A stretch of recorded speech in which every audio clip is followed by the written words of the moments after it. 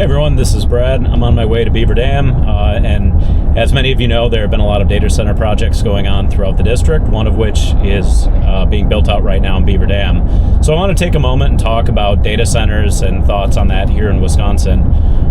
Throughout this district, we've been seeing more and more data centers go up that have gone extremely rapidly with very limited opportunity for local communities to weigh in and have their voice heard about their feeling about the development of these in their community. So I see a need for us to have more transparency to prevent the use of NDAs that are extremely long and don't give the opportunity for the community to hear about these developments before they're already so far gone that they're almost through.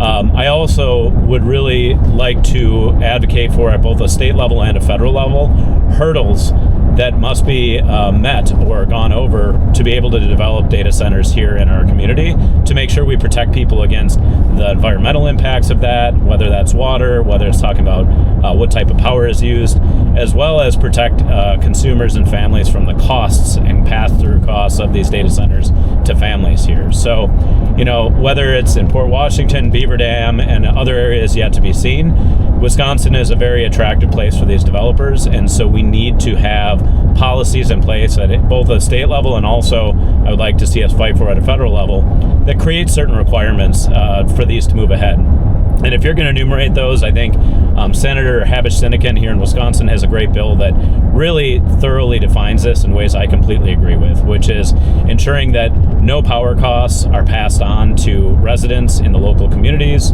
These are the most rich companies that are behind these things. They don't need help paying for them.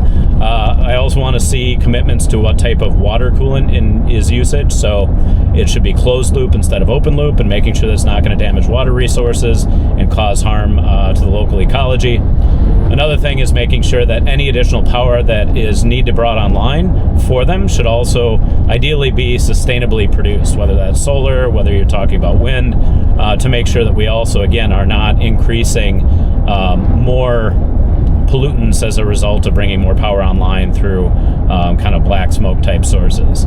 So those are a couple of the key hurdles. Another opportunity is to look at what is the type of labor that's used for these. And so we have a good opportunity if these do go ahead, and if we do have communities that decide these fit their needs, that we make sure that there is union labor that's being used to build these out, and it is done with prevailing wages to also help our union workers and families be watched out for with these constructions. So those are a few different things I see about the data center build out here. It is likely that some communities would choose to still move ahead with these, but I think it's a requirement. We must look after this to make sure that there's hurdles so that these wealthy companies, when they come here, are having to do the right thing, and even if it involves more investment, to make sure it's not harming our families, folks' budgets, and also the local environment. So that's what I hope to see with the AI data center build-outs here in Wisconsin. Look forward to seeing more state policy work done here, and I'd also absolutely advocate for this at the federal level when I get to Congress. So love to hear what you think. Share your comments, please, in the notes, and let's have a chat about it. Take care.